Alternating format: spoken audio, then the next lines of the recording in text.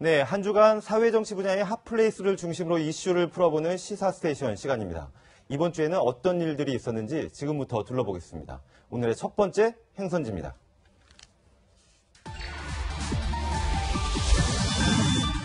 네, 가장 먼저 찾아갈 곳은 미국 대사관이 있는 5호선 광화문역이었습니다. 네, 한미정상회담 코앞에 두고 포위된 미 대사관 이야기, 민노총 관련된 이야기를 나눠보겠습니다. 이현종 문화일보 논설위원, 한우섭 전 청와대 선임국장, 그리고 서정욱 변호사와 함께합니다. 어서 오세요. 네, 안녕하세요. 이 기자 연결에서도 보셨듯이 미국 대사관이 시위대에 포위된다. 상당히 이례적인 장면인데 문제는 한미정상회담을 앞두고 있는 상황에서 발생한 일입니다. 여기 문정인 특보의 발언이라든지 아니면 사드 배치와 관련된 논란들이 계속 이어지는 상황에서 지금 우리 정부 입장에서도 상당히 난감할 수밖에 없을 것 같다는 생각이 드는데요. 아마 세계적으로도 이렇게 그 미 대사관이 포위된다는 건 아마 정말 상당히 이례적인 일 같아요. 아마 우리가 느끼는 것보다는 사실 미국 측에서 느끼는 강도가 저는 굉장히 다를 걸로 봅니다. 사실 자국의 대사관이 시위대에서 포위됐고 이 포위되는 것들을 법원에서 허락했다. 이런 측면을 본다면 과연 이 장면이 CNN 등등을 통해서 미국에 방영됐을 때 미국민들이 가지는 생각이 어떨 것인지 상당히 우려스러운 좀 대목이 있습니다. 더군다나 지금 5일 뒤면 이제 문재인 대통령이 미국을 방문하지 않습니까? 방문해서 지금 트럼프 대통령과 직접 이제 회담을 할 텐데, 만약 트럼프 대통령도 이 장면을 본다라면, 과연 한국에서의 어떤 사드에 대한 인식이 과연 어떤 것이고, 더군다나 이 문제와 관련해서 정부가 왜 이 시위 자체를 허용을 했는 것인지, 이런 부분에 대한 의문을 가질 수밖에 없는 것이죠. 그러니까 그렇다면 우리 입장에서 본다면 시위의 어떤 자유라든지 표현의 자유라고 이야기할 수가 있겠지만 미국 쪽으로 봐서는 사실 대사관이 포위됐다는 것 자체 이 상징성만으로도 상당히 중요한 의미로 다가올 수가 있거든요. 그렇기 때문에 아마 오늘의 시위 자체는 상당히 한미 정상회담에 좀 이 악영향을 끼치는 그런 것이 아닐까라는 좀 우려스러운 대목이 있습니다. 네, 기자 연결해서 보셨듯이 오늘 시위가 있은 다음에 이제 행진이 이어질 텐데 저희가 그 행진 구간을 한번 좀 봤는데 아까 저희 기자가 연결했던 지점이 바로 시청 앞 광장이었습니다. 이 광장에서 광화문역까지 올라온 다음에 다시 보신각을 지나서 뒷길로 해가지고선 미국 대사관 쪽으로 가서 양방향으로 에워싸는 듯한 이런 그 행진 구간을 보이고 있는데 사실은 이철성 경찰청장 맨 처음에는 이거 불허하겠다라고 얘기를 했는데 결국에 법원에서 허용을 해줬잖아요. 어떻게 봐야 되는 겁니까, 이거? 아마 이게 그 법적으로 보면요, 우리 집시법 11조에 그 조문이 있습니다. 네. 원칙은 이제 그 대사관전은 100m 이내는 원래는 이게 그 집회나 시위가 안 되는 게 원칙이고요. 네.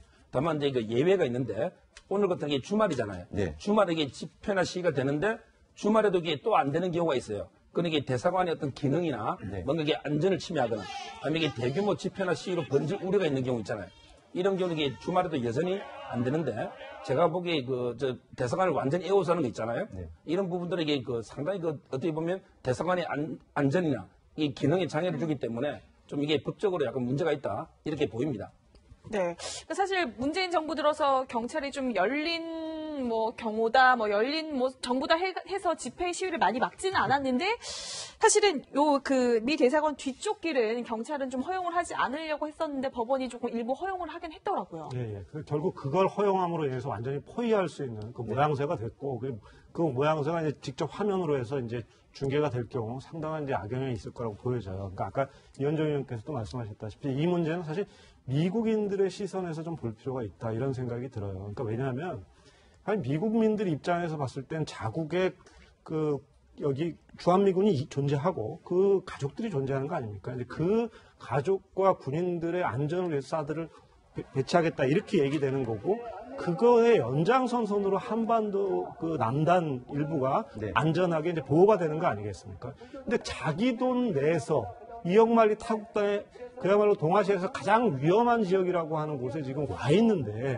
거기서 그 사드 배치 안 된다 하고 미국에 대해서 반대의 목소리를 내는 모습을 들었을 때 어떻게 생각할지 한번 생각을 해봐야 돼요. 그러니까 우리도 이라크 파병이라든가 파병을 할 때 항상 문제가 되는 건 우리의 안전 문제 아니겠습니까? 그 안전의 직접적 위협을 막기 위한 조치를 저렇게 막는다면 과연 우리 세금으로 우리가 사줘서 배치하는 일까지 저렇게 반대하는데 굳이 우리가 그 일을 계속해야 되냐, 한미동맹을 계속 유지해야 되냐 이런 여론이 나올 수밖에 없고 미국도 민주주의 사회이기 때문에 미국 정부도 역시 미국 국민들의 의사를 반영하는 방식으로 국정을 끌고 갈 수밖에 없는 거고 또 그런 국민들의 여론에 화답하는 방식으로 그 트럼프 대통령의 스타일로 봤을 때는 어떤 얘기가 어떻게 튀어나올지 사실은 좀 걱정되는 대목이 있습니다. 네, 정부 입장에서도 민노총의 저런 행동이 상당히 곤혹스러울 수밖에 없는 상황일 것 같은데요. 근데 민노총 소식이 하나 더 있습니다.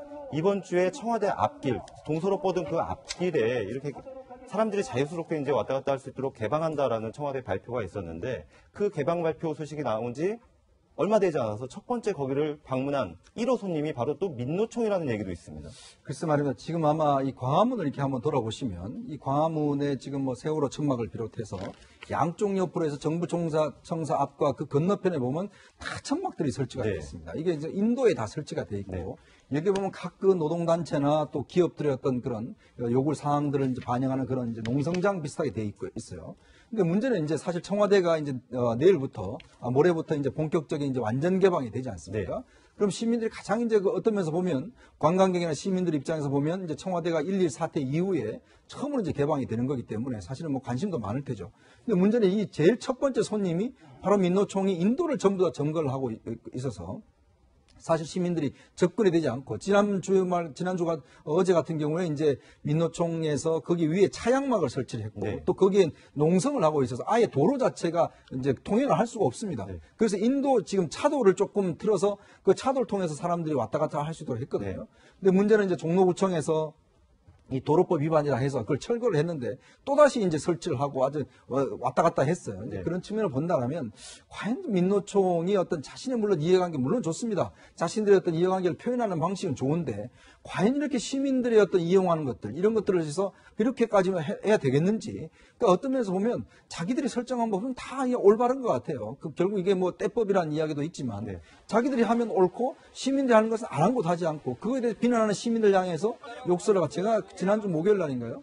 이 건설노동조합이 그 시위를 시내에서 시위를 벌였지 않습니까? 1박 2일 노숙 투쟁을 했습니다. 노숙 투쟁을 하고 그 시위를 벌였는데 시민들이 워낙 화가 나니까 그냥 출근 시간대에 다 시위를 한 거예요. 그 시민들 그 어떤 지적하는 시민을 향해서 욕설을 퍼붓고 이런 장면을 보면서 과연 이런 모습이 지금 노조의 어떤 정말 정당한 모습인지 자체가 정말 회의가 들었습니다. 네. 자, 이제 문재인 대통령 이제 노동계를 향해서 조금만 기다려달라라고 당부를 하기도 했었는데 이제 다음 주에 한미 정상회담 때문에 자리를 비운 사이 오는 30일에 민노총에서 지금 총파업을 예고를 하고 있단 말이에요. 그런데 민주노총에서 우리 문재인 정부에 좀 할 말을 요구할 만한 권리가 있다는 식으로 지금 이야기를 했다는데 이거는 어떤 배경에서 나온 이야기일까요? 저는 이게 그 민주노총의 요구가요 너무 이게 빠르고 너무 이게 과하다고 생각합니다. 예를 들어 이게 문재인 정부 출범이 민주노총만의 공입니까? 그건 아닙니다. 이게 전 국민의 어떤 촛불 민심이지. 아, 촛불 집회 때 참여를 열심히 했다는 그렇죠. 이게 이유로. 일부 민주노총도 기여를 했을 수 있지만 또 이게 역으로 본인이 도와서 정권이 새로 만들어졌다면 우리 이게 정권의 성공을 도와야 되잖아요. 근데 정권이 출범한 지 며칠 됐습니까? 1년만 기다려달라 그랬잖아요.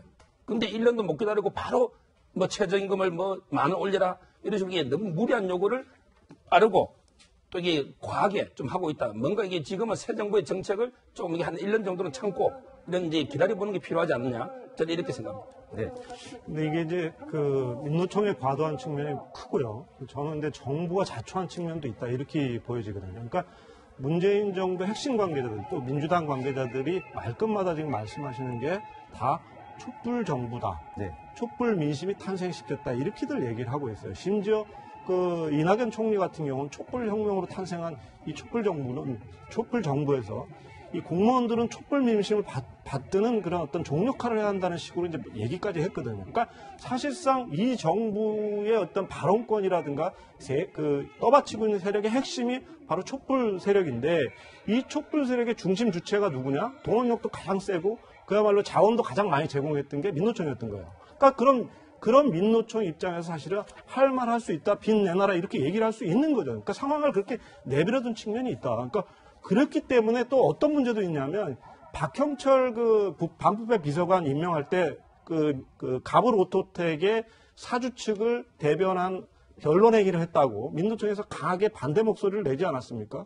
근데 그거에 대해서도 사실은 그냥 넘어갈 수 있는 문제인데 박형철 비서관이 하루 만에 사과까지 했어요. 그러니까 청와대 1급 비서관이 외부 노동단체의 압박 성명에 맞춰가지고 사과까지 하는 굉장히 이례적인 일이에요. 그러니까 정부가 애초에 이런 좀 과도하게 자초한 측면이 있다라고 생각이 되고 저는 이렇게 생각해요. 지금이라도 촛불 민심이 문재인 정부를 탄생한 공신이었던 건 분명하지만 문재인 정부는 4,700만 국민들에 의해서 선출된 국민의 정부라고 하는 걸 분명히 하고 여전히 제일 중요한 건 공권력의 추상 같은 어떤 그 법과 원칙을 세워나가는 것 그런 것을 하고 그런 전제 위에서 이 양보할 건 양보해달라고 고통을 분담하자고 오히려 설득하는 자세를 취해야 성공하지 않을까 이런 생각이 들어요. 네. 이 지난 늦가을부터 시작된 촛불 집회 저도 여러 차례 나가봤는데 방금 뭐 어떻게 보면 그렇게 얘기는 할 수가 있습니다. 이 촛불 집회에서 가장 많은 사람을 동원할 수 있는 능력을 가진 곳이 민노총이었다. 그렇게 얘기를 할 수는 있겠지만 사실 그 부분에 대해서도 논란은 있어요. 논란은 있는데 더 문제인 것은 민노총이 그러면 노동자 전체를 대표할 수 있는 그만한 대표성을 가지고 있느냐 이런 부분도 좀 짚어봐야 될 것 같거든요. 그렇죠. 지금 민노총 같은 경우는 사실 전체 노동자의 3%만 조직화되어 있습니다. 네. 지금 우리나라 노동조합 조직률이 굉장히 세계적으로도 OECD 국가에 낮은 추세거든요. 한국 노총까지 합해도 뭐 10%가 안 될 정도로 조직률이 낮습니다. 그만큼 우리나라 노동자들 같은 경우는 중소기업이라든지 이런 데 근무하는 노동자들이 꽤 많다는 것이죠. 특히 이제 민노총 같은 경우는 아주 그 어떤 면에서 보면 이 홍준표 전 후보가 이야기했듯이 강성 귀족 노조라고 이야기를 하지 않습니까? 이 사실 특히 이제 민노총 중에서도 금속노령 같은 경우는 대부분 연봉 1억 정도가 되는 그런 분들이 많아요. 네.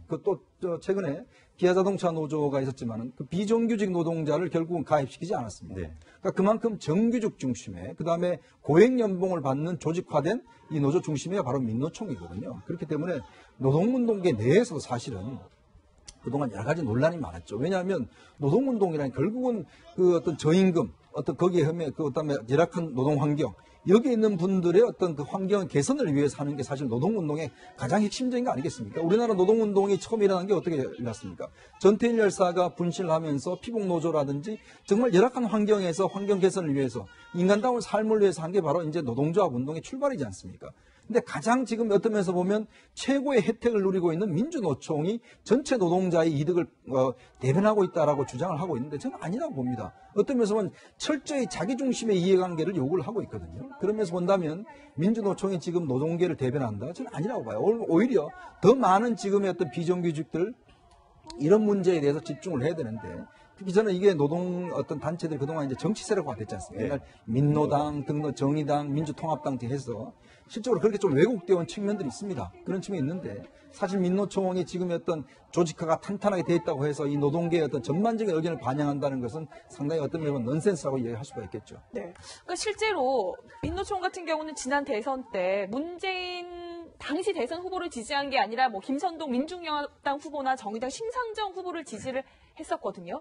근데 지금 이제 권리가 있다라고 주장을 하는 건데 사실 이제 문재인 대통령이 조금 있으면 한미 정상회담 갈 때 민노총한테도 우리 같이 가서 우리 경제 문제 함께 고민해 보자라고 했는데도 이거는 또 정작 거절을 하고 있단 말이에요. 그렇죠. 이게 그 한국 노총은 아마 동행하고요. 제가 알기로 이 민주노총은 동행 안 하는 걸로 그렇게 알고 있는데 저는 이게 문재인 대통령도요. 선거 전에 이게 덕이 된 게 집권은 이게 독이 되는 게 많이 있습니다.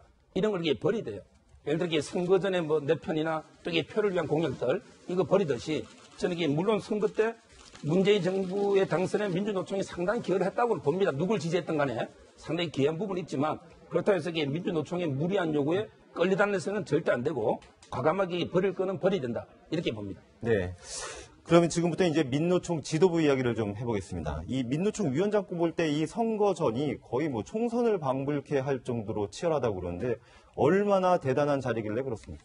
이게 이제 민노총 조직원들이 한 60만 정도 되는데 이제 40만 정도 그동안은 보면 대의원들이 이제 선출을 했습니다. 그러니까 그러다 보니까 이 민주노총이 여러 가지 내부에 노선을 둘러싼 여러 가지 갈등들이 많죠. 예전에 뭐 학생운동권에서 이어서 마찬가지로 뭐 ML이라든지 PD라든지 뭐 등등의 어떤 그 노선을 두고 투쟁들이 많았고 실제로 이제 그동안 내부에서 보면 이 정치 투쟁과 연결시켜서 많이 했습니다. 예전에 뭐 알듯이 권영길 그다음에 담병호 등등 있을 때는 그때는 어떤 면에서 보면 이제 민주노총이 하나의 정당 조직이었기 때문에 하나의 정치 투쟁 조직처럼 이제 되어 왔어요.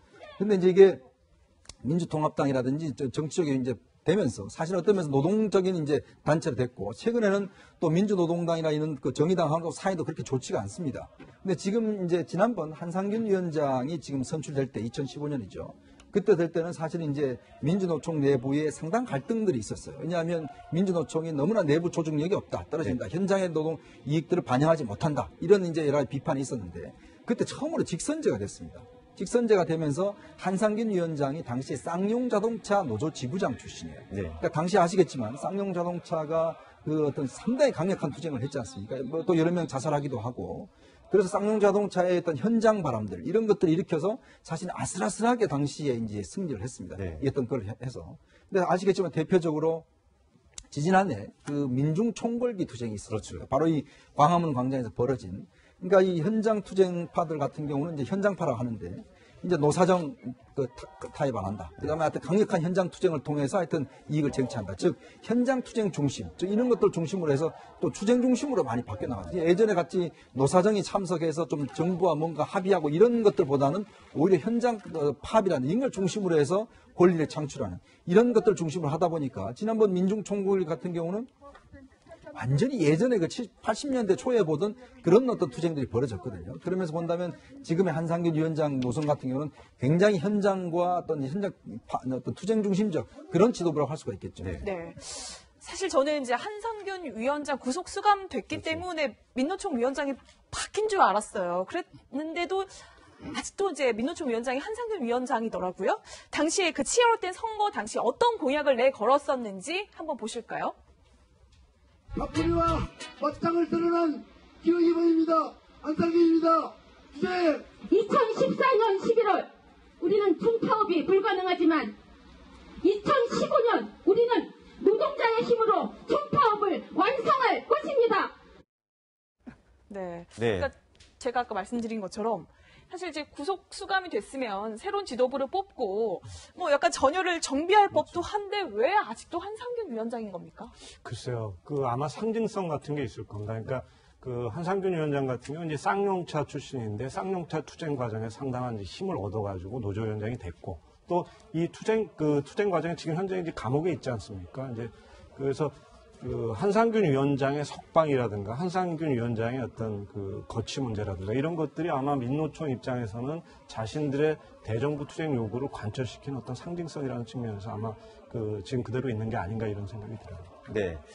오늘의 시위 그리고 30일로 예정돼 있는 사회적 총파업 이 모든 게 어떻게 보면 한상균 위원장이 이제 옥중에서 보낸 서신이 홈페이지에 공개되면서 좀 촉발이 됐다라고 이제 얘기를 할 수가 있는데 문재인 정부가 주춤하고 있어서 그런 우려가 있다. 새 정부는 기득권 눈치를 보지 말고 책임 있게 조치 취하라는 게 6월 30일 사회적 총파업의 요구다.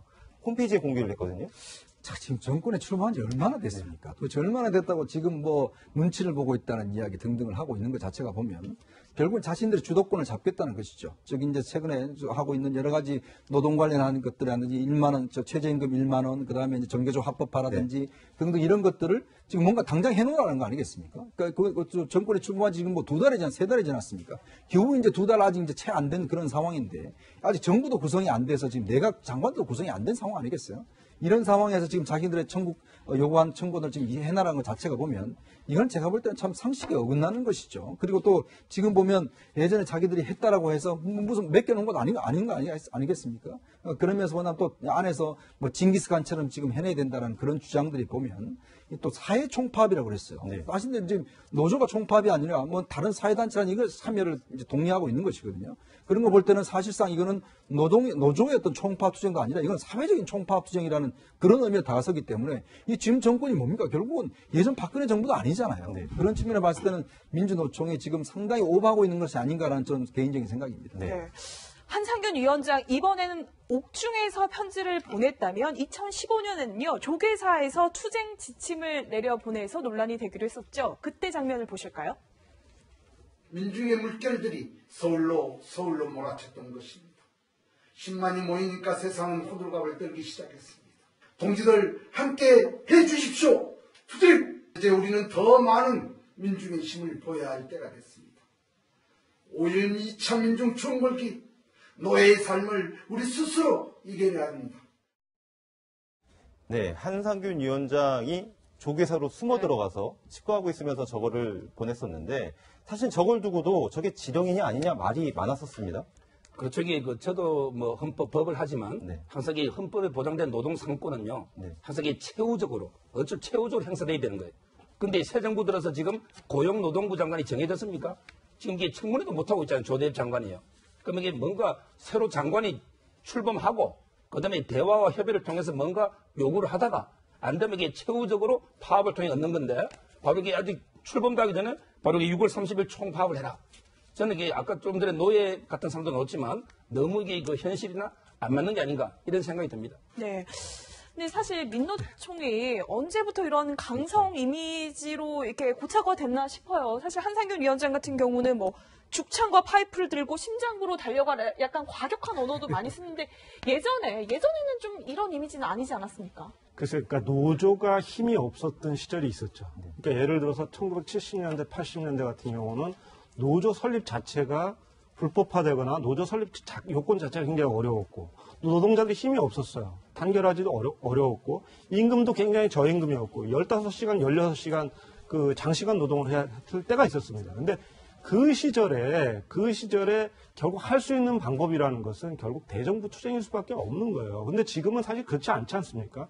단위 사업장에서 매년 그 춘투라고 해서 노동자들이 투쟁을 하고 또 이 과정들을 거치잖아요. 그러니까 이런 단위 사업장에서 노동자들의 근로조건 개선을 위한 노력이나 투쟁이나 이런 건 얼마든지 할 수 있고 타협을 해낼 수 있는 거죠. 근데 지금 하는 방식들은 대부분 정치투쟁인데 이 정치투쟁 방식이 사실은 80년대 말부터 90년대 초반에 시작이 됐죠. 그러니까 전노협이라고 하는 그 노조의 연대체가 뜨고 그 이후에 95년도에 민노총이라고 하는 이제 지금의 민노총이 이제 조직이 되면서 사실상 이렇게 전국 단위의 어떤 노동자 투쟁 조직들이 만들어지면서 개별 사업장에서 벌어질 수 있는 노동자들의 어떤 근로조건 개선 문제가 아니라 대정부 투쟁력으로 전환되면서 이렇게 강화된 게 아닌가 이런 생각이 들고 이 과정에서 사실 현장 노동자들의 실생활에 관련한 요구라기보다는 정치적 요구들을 강화하면서 과격화되고 대중으로 유리되는 그런 문제들을 안게 되지 않았나 저는 그렇게 생각합니다.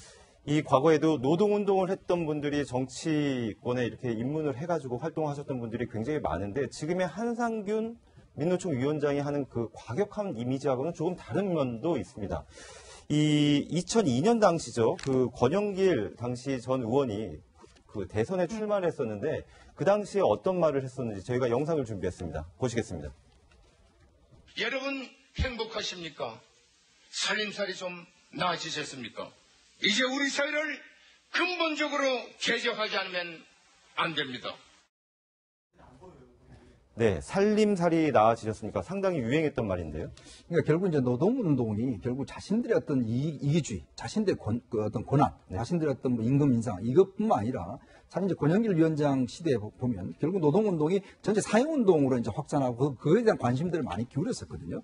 즉 자신들 이외의 어떤 그에 대한 관심들을 많이 기울였었는데 실제로 그 이후의 노동운동이 보면 점점 자기 중심의 운동으로 많이 이제 변화가 됩니다. 특히 대표적으로 현대자동차의 모습을 보시면 알 겁니다.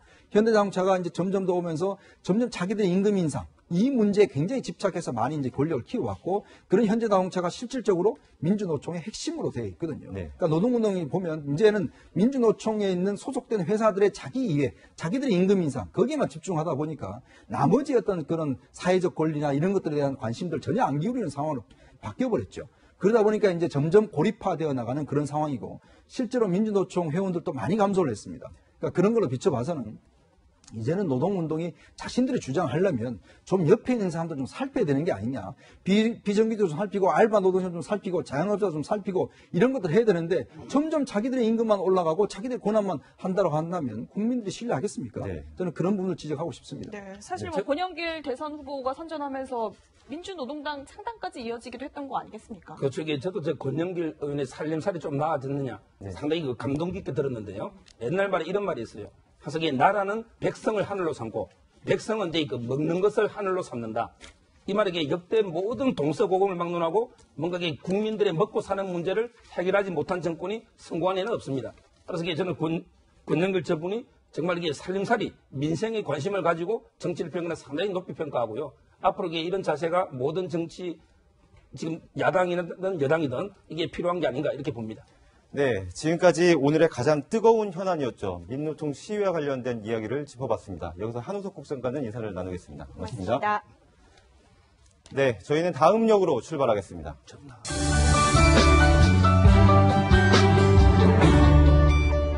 박형철 반부패 비서관 임명할 때 가불 오토텍의 사주 측을 대변한 변론회의를 했다고 민노총에서 강하게 반대 목소리를 내지 않았습니까? 근데 그거에 대해서도 사실은 그냥 넘어갈 수 있는 문제인데 박형철 비서관이 하루 만에 사과까지 했어요. 그러니까 청와대 1급 비서관이 외부 노동단체의 압박 성명에 맞춰가지고 사과까지 하는 굉장히 이례적인 일이에요. 그러니까 정부가 애초에 이런 좀 과도하게 자초한 측면이 있다라고 생각이 되고 저는 이렇게 생각해요. 지금이라도 촛불 민심이 문재인 정부를 탄생한 공신이었던 건 분명하지만 문재인 정부는 4,700만 국민들에 의해서 선출된 국민의 정부라고 하는 걸 분명히 하고 여전히 제일 중요한 건 공권력의 추상 같은 어떤 법과 원칙을 세워나가는 것 그런 것을 하고 그런 전제 위에서 이 양보할 건 양보해달라고 고통을 분담하자고 오히려 설득하는 자세를 취해야 성공하지 않을까 이런 생각이 들어요. 네. 이 지난 늦가을부터 시작된 촛불 집회 저도 여러 차례 나가봤는데 방금 어떻게 보면 그렇게 얘기는 할 수가 있습니다. 이 촛불 집회에서 가장 많은 사람을 동원할 수 있는 능력을 가진 곳이 민노총이었다. 그렇게 얘기를 할 수는 있겠지만 사실 그 부분에 대해서도 논란은 있어요. 논란은 있는데 더 문제인 것은 민노총이 그러면 노동자 전체를 대표할 수 있는 그만한 대표성을 가지고 있느냐 이런 부분도 좀 짚어봐야 될 것 같거든요. 그렇죠. 지금 민노총 같은 경우는 사실 전체 노동자의 3%만 조직화되어 있습니다. 지금 우리나라 노동조합 조직률이 굉장히 세계적으로도 OECD 국가에 낮은 추세거든요. 한국노총까지 합해도 10%가 안 될 정도로 조직률이 낮습니다. 그만큼 우리나라 노동자들 같은 경우는 중소기업이라든지 이런 데 근무하는 노동자들이 꽤 많다는 것이죠. 특히 이제 민노총 같은 경우는 아주 어떤 면에서 보면 이 홍준표 전 후보가 이야기했듯이 강성 비종노조라고 이야기를 하지 않습니까?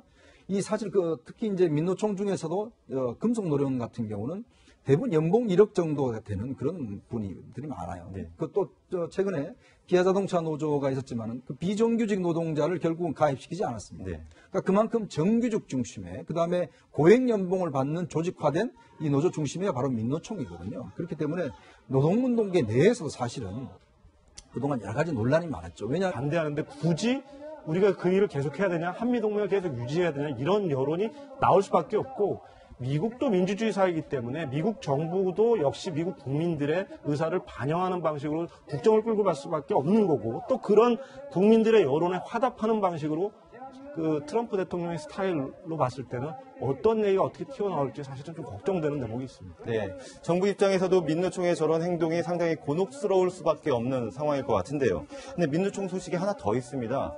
이번 주에 청와대 앞길, 동서로 뻗은 그 앞길에 이렇게 사람들이 자유스럽게 이제 왔다 갔다 할 수 있도록 개방한다라는 청와대 발표가 있었는데 그 개방 발표 소식이 나온 지 얼마 되지 않아서 첫 번째 거기를 방문한 1호 손님이 바로 또 민노총이라는 얘기도 있습니다.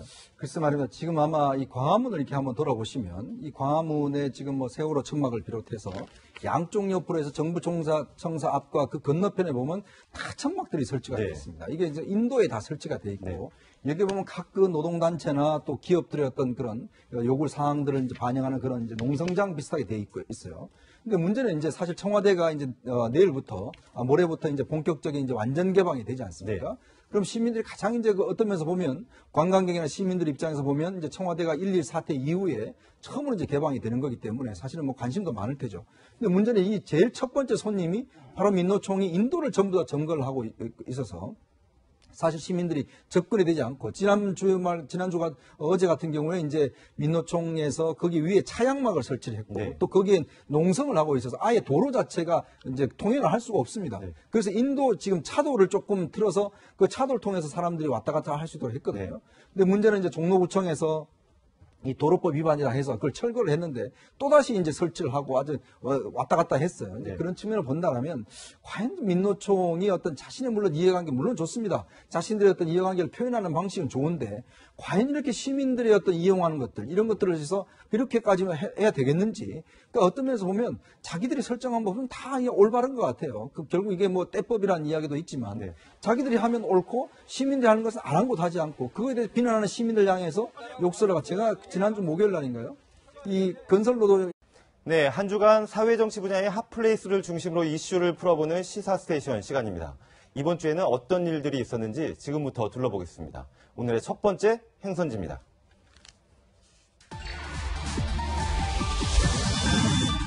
네, 가장 먼저 찾아갈 곳은 미국 대사관이 있는 5호선 광화문역이었습니다.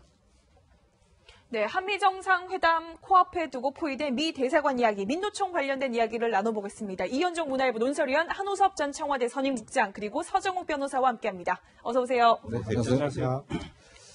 이 기자 연결에서도 보셨듯이 미국 대사관이 시위대에 포위된다. 상당히 이례적인 장면인데 문제는 한미정상회담을 앞두고 있는 상황에서 발생한 일입니다. 여기 뭐 문정인 특보의 발언이라든지 아니면 사드 배치와 관련된 논란들이 계속 이어지는 상황에서 지금 우리 정부 입장에서도 상당히 난감할 수밖에 없을 것 같다는 생각이 드는데요.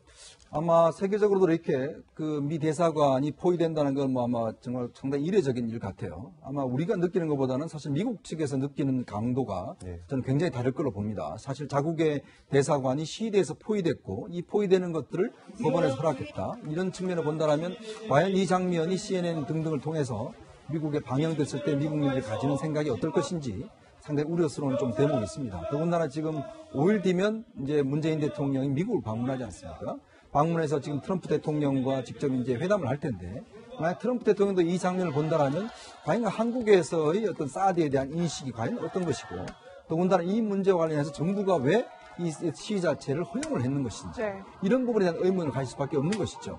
그러니까 그렇다면 우리는 입장에서 본다면 뭐 시위의 어떤 자유라든지 표현의 자유라고 이야기할 수가 있겠지만 미국 쪽으로 봐서는 사실 대사관이 포위됐다는 것 자체 이 상징성만으로도 상당히 중요한 의미로 다가올 수가 있거든요. 그렇기 때문에 아마 오늘의 시위 자체는 상당히 한미 정상회담에 좀 이 악영향을 끼치는 그런 것이 아닐까라는 좀 우려스러운 대목이 있습니다.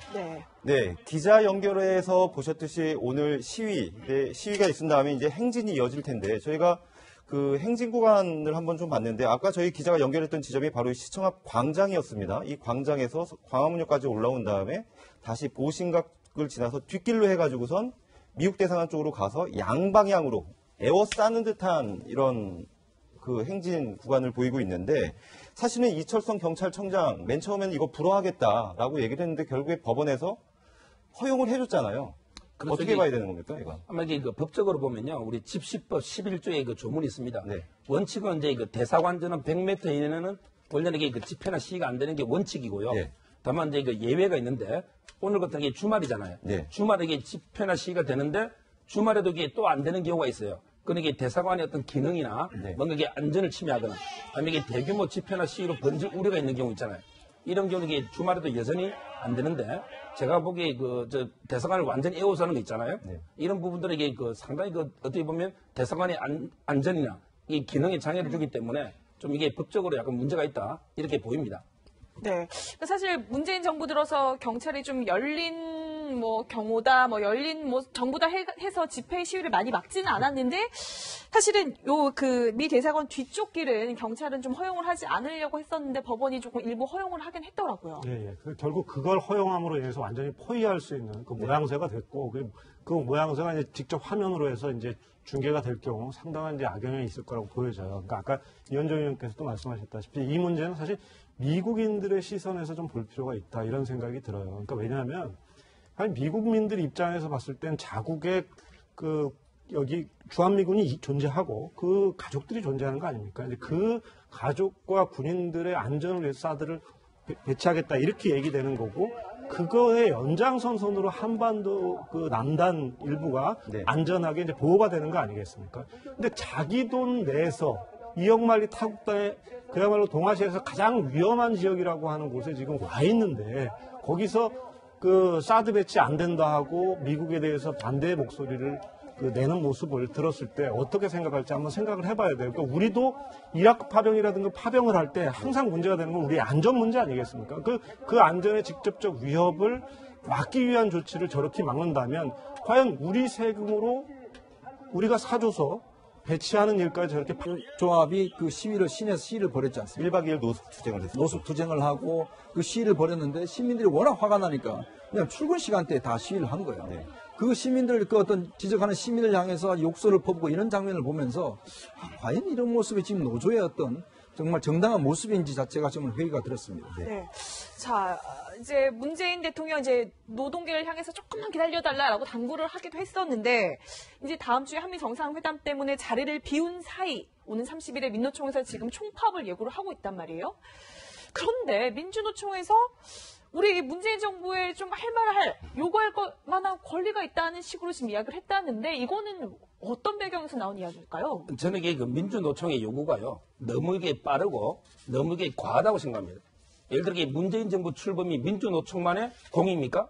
그건 아닙니다. 이게 전 국민의 어떤 촛불 민심이지. 촛불 집회 때 참여를 열심히 했다는 그렇죠. 이게 걸로. 일부 민주노총도 기여를 했을 수 있지만 또 이게 역으로 본인이 도와서 정권이 새로 만들어졌다면 우리 이게 정권의 성공을 도와야 되잖아요. 네. 근데 정권이 출범한 지 며칠 됐습니까? 1년만 기다려달라 그랬잖아요. 근데 1년도 못 기다리고 바로 뭐 최저임금을 뭐 10,000원 올려라 이런 식으로 이게 너무 무리한 요구를 빠르고 또 이게 과하게 좀 하고 있다. 뭔가 이게 지금은 새 정부의 정책을 조금 이게 한 1년 정도는 참고 이런 이제 기다려보는 게 필요하지 않느냐. 저는 이렇게 생각합니다. 네. 근데 이게 이제 그 민노총의 과도한 측면이 크고요. 저는 근데 정부가 자초한 측면도 있다 이렇게 보여지거든요. 그러니까 문재인 정부 핵심 관계자들 또 민주당 관계자들이 말끝마다 지금 말씀하시는 게 다 촛불 정부다. 네. 촛불 민심이 탄생시켰다 이렇게들 얘기를 하고 있어요. 심지어 그 이낙연 총리 같은 경우는 촛불 혁명으로 탄생한 이 촛불 정부는 촛불 정부에서 이 공무원들은 촛불 민심을 받드는 그런 어떤 종역할을 해야 한다는 식으로 이제 얘기까지 했거든요. 그러니까 사실상 이 정부의 어떤 발언권이라든가 떠받치고 있는 세력의 핵심이 바로 촛불 세력인데 이 촛불 세력의 중심 주체가 누구냐? 동원력도 가장 세고 그야말로 자원도 가장 많이 제공했던 게 민노총이었던 거예요. 그러니까 그런 민노총 입장에서 사실은 할 말 할 수 있다, 빚 내놔라 이렇게 얘기를 할 수 있는 거죠. 그러니까 상황을 그렇게 내버려둔 측면이 있다. 그러니까 그렇기 때문에 또 어떤 문제도 있냐면